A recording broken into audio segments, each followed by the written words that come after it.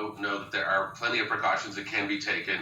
Secondly, teachers now have the ability to be vaccinated, and that protects them. Third, we know that the risk to children of something serious happening is modest, but also we can protect against it.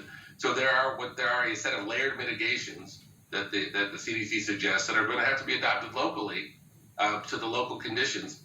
But what we are saying is that in every case, you can say it is safe to send your kids back to school for in-person learning. We may have to make some adjustments. It may not be exactly as it was before just yet, but that is very good news, and I think will be widely supported.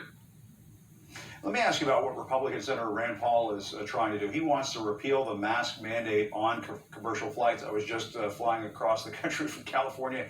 Everybody's masked up, and the airlines make you do it. Bad idea to drop those mask mandates on commercial flights, do you think?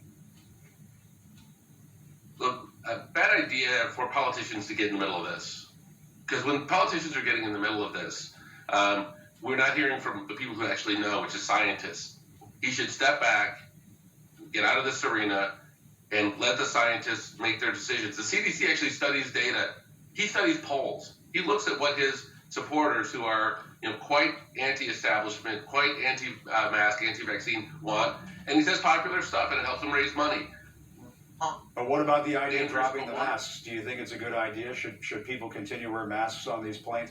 I mean, this gets to this whole issue about confidence in the vaccines. People will say, well, if you're going to make me wear a mask from here to eternity, why, what's the point of the vaccine? I'm not saying that is the case, but that is what some folks say, as you know.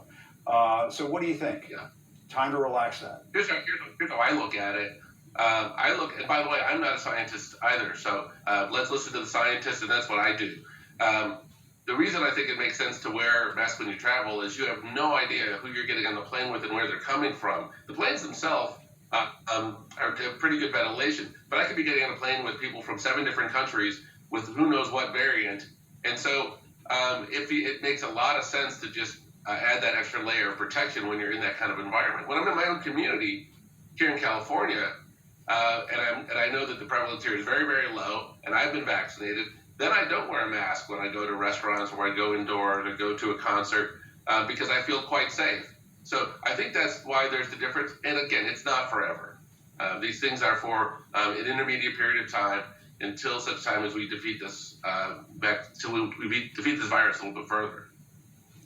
Absolutely. We're all for that. All right, Andy Slavitt, thanks so much for coming on. Great to talk to you. We appreciate it.